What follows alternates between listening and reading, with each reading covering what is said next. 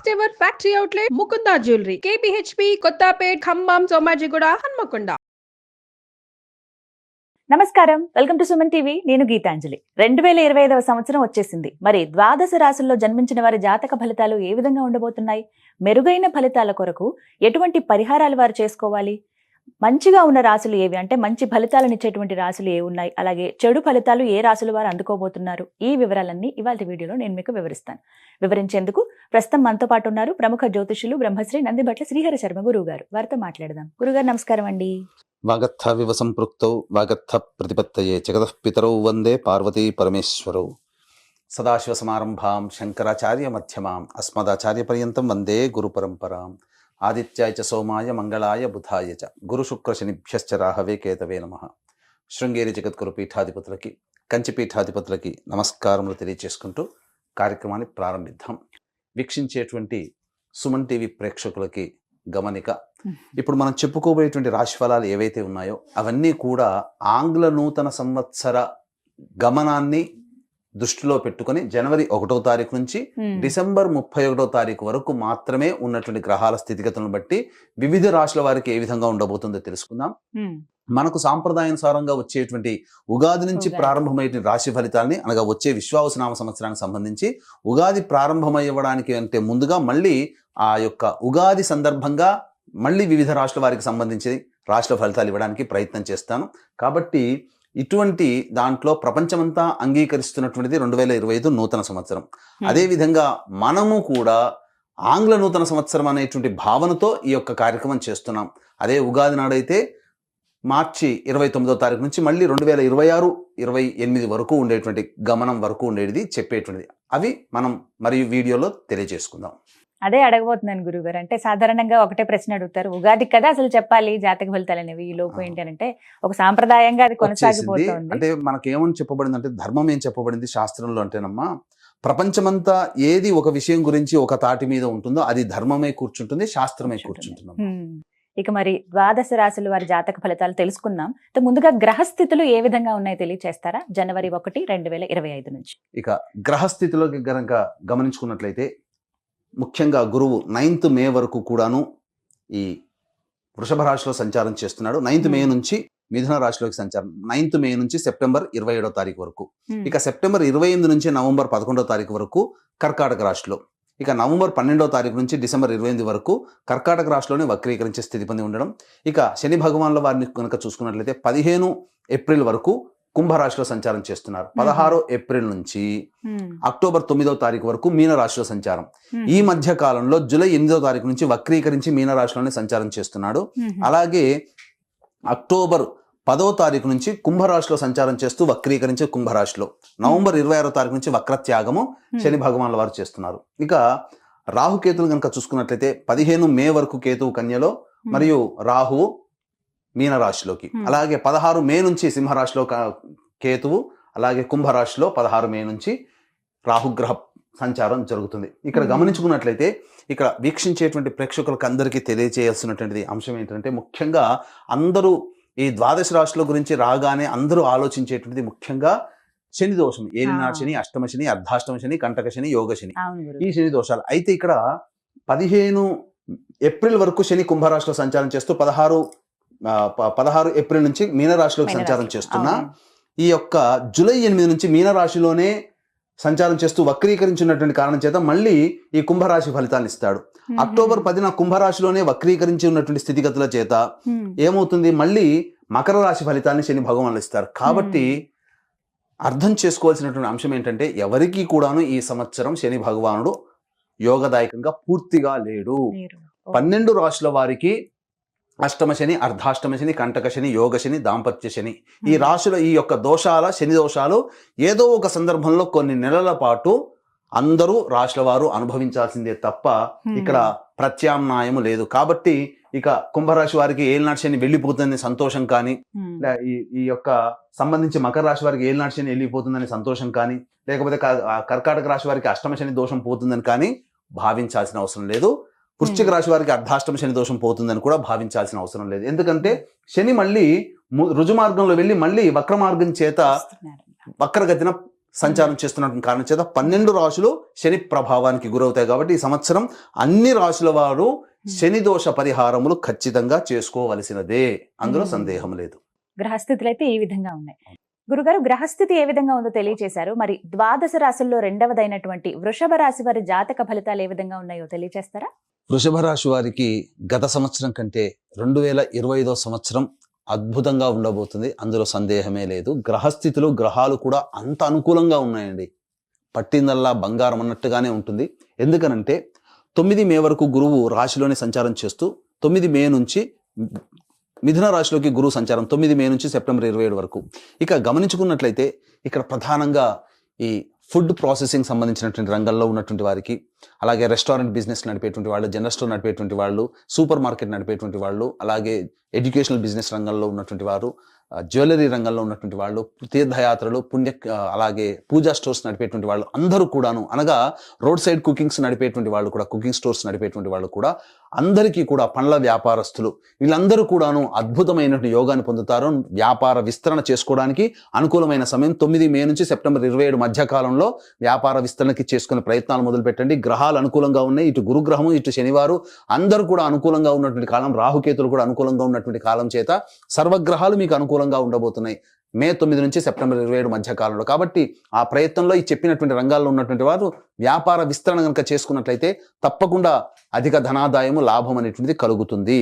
కాబట్టి ఇక గమనించుకున్నట్లయితే శని భగవానుల యొక్క స్థితిగతి చూసుకున్న 15 ఏప్రిల్ వరకు కూడాను శని కుంభరాశిలో కంటక శని దోష ప్రభావాన్ని వృషభ రాశికి కనిపిస్తున్నా, ఇక 16 ఏప్రిల్ నుంచి మీనరాశిలోకి సంచార ప్రభావం చేత లాభస్థాన ఫలితాలు ఇస్తున్నారు. కాబట్టి ఇది అద్భుతమైనటువంటి యోగ కాలంగా చెప్పొచ్చు. అయితే ఇక్కడ గమనించాల్సింది ఏంటంటే జూలై 8 నుంచి మీనరాశిలో వక్రీకరించినటువంటి కారణం చేత మళ్ళీ ఇక్కడ ప్రధానంగా ఈ కుంభరాశి ఫలితాన్ని ఇస్తాడు. అనగా మే 9 నుంచి జూలై 8 మధ్య కాలంలో మీరు ఖచ్చితంగా నూతన వ్యాపారాలు ప్రారంభిస్తారు, అందులో సందేహం లేదు. వ్యాపార విస్తరణ చేస్తారు.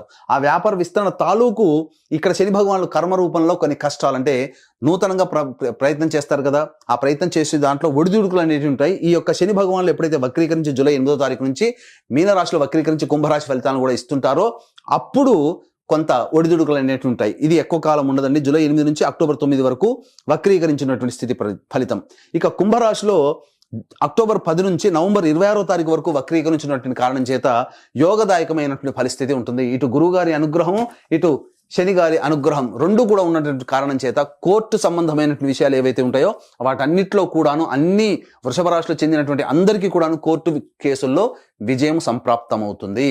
ఇక ముఖ్యంగా శని గారు అనుకూలించినటువంటి ఈ సమయంలో, అనగా ఏప్రిల్ 16వ తారీఖు నుంచి ఈ జూలై 8వ తారీఖు వరకు కూడాను లాభరాశిలో సంచారం చేస్తున్నట్టు కారణం చేత ఇక్కడ ప్రధానంగా స్టీల్ రంగంలో ఉన్నటువంటి వాళ్ళు, అలాగే ఎడిబుల్ ఆయిల్స్, పెట్రోలియం బిజినెస్లో ఉన్నటువంటి వాళ్ళు, అలాగే రిఫ్రిజిరేటర్స్ అనగా ఏసీ కూలర్స్ పనిచేసేటువంటి రంగంలో ఉన్నటువంటి వాళ్ళు, అలాగే తోలు చర్మ సంబంధమైనటువంటి పరిశ్రమలో ఉన్నటువంటి వాళ్ళకందరికీ కూడాను అధిక ధనాదాయం ఉంటుంది. నూతన ప్రాజెక్టులు వారి చేతికి అందడం ఈ 2025లో బిజీ అయిపోతారు. చెప్పినటువంటి రాశిలో శనిగ్రహ ప్రభావం వలన, ముఖ్యంగా గురు శని యొక్క ప్రభావం వలన ఏ రంగంలో ఉన్నటువంటి వాళ్ళకైనా కానీ కింది స్థాయి ఉద్యోగస్తుల యొక్క సహాయ సహకారం ఉండడం వల్ల వాళ్ళ యొక్క సంకల్పాలన్నీ కూడాను అతి వేగవంతంగా అతి వేగవంతంగా పూర్తి చేసుకోగలుగుతారు, మీ స్థానాన్ని నిరూపించుకోగలుగుతారు. అయితే ఇక్కడ గమనించాల్సినటువంటి అంశం ఏంటంటే ప్రధానంగా ఈ సంబంధించినటువంటి రాజకీయ రంగంలో ఉన్నటువంటి వారికి, వృషభ రాశిలో జన్మించినటువంటి వారికి అద్భుతమైనటువంటి యోగ కాలంగా చెప్పబడి ఉంటుంది.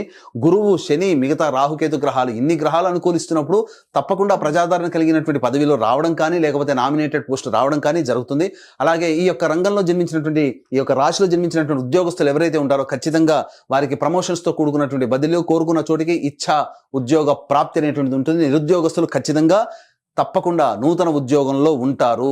ఇక వివాహం కావాల్సినటువంటి అబ్బాయిలకి, అమ్మాయిలకి కనుక చూసుకున్నట్లయితే ఈ యొక్క మిథున రాశిలో జన్మించిన, ఈ యొక్క వృషభ రాశిలో జన్మించినటువంటి వారికి ప్రధానంగా మే 8వ తారీఖు వరకు యోగదాయకమైనటువంటి పరిస్థితి.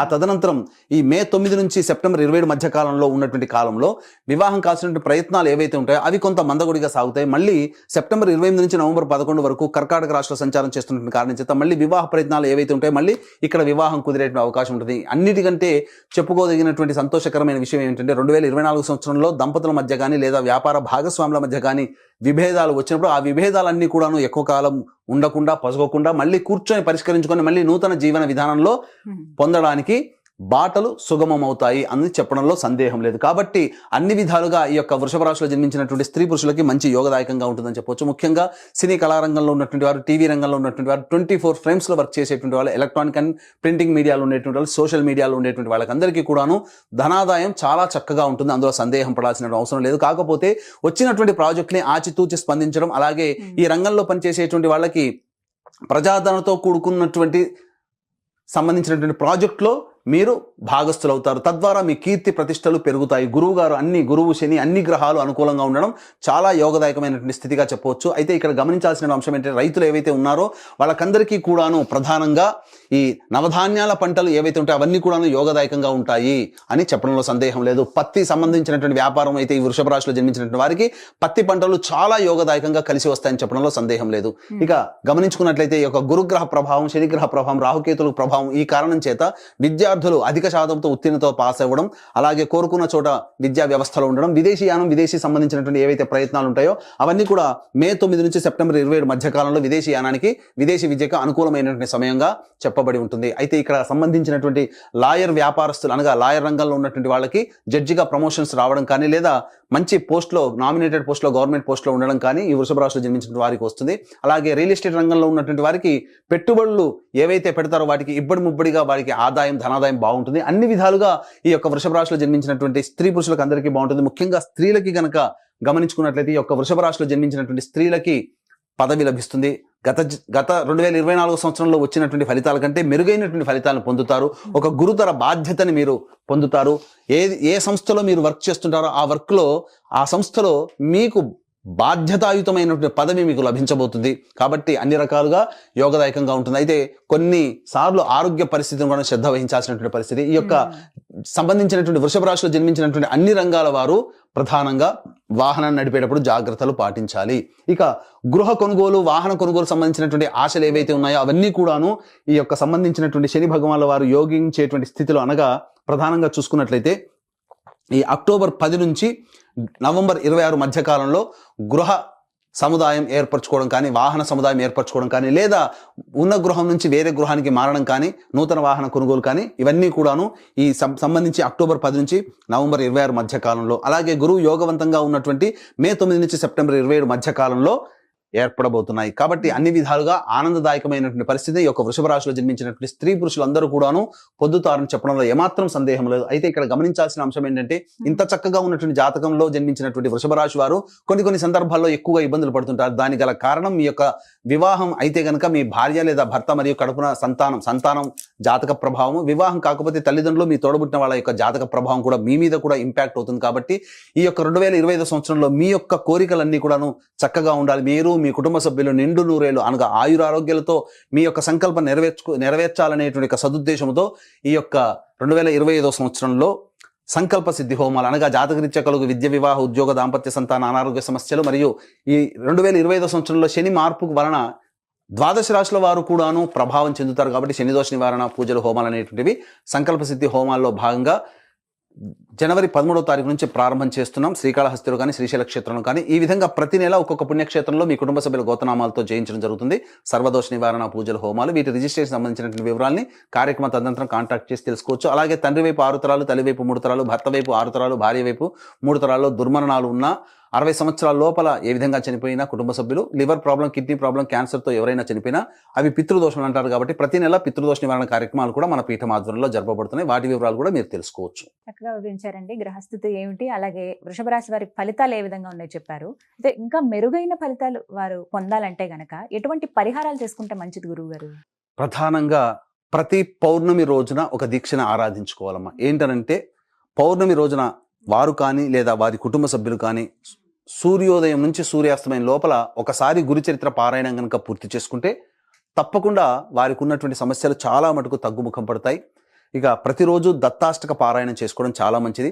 ఇప్పుడు చెప్పినటువంటి ఫలితాల కంటే విభిన్నంగా మీ యొక్క జాతకం ఉందంటే వృషభ రాశి వారు ఖచ్చితంగా మీ యొక్క జన్మకుండలలో నడుస్తున్నటువంటి దశాంతర దశల గ్రహ ప్రభావాలు కావున దగ్గరలోని మంచి ఉపాసనా పరులైనటువంటి జ్యోతిష్యుని సంప్రదించి వారి సలహాలు, సూచనలు కనుక పాటించినట్లయితే మరింత మెరుగైనటువంటి ఫలితాన్ని పొందుతారని ఆశిస్తూ సర్వం శ్రీ ఉమామహేశ్వర పరబ్రహ్మార్పణమస్తు. చక్కగా వివరించారు గురుగారు. నమస్కారం.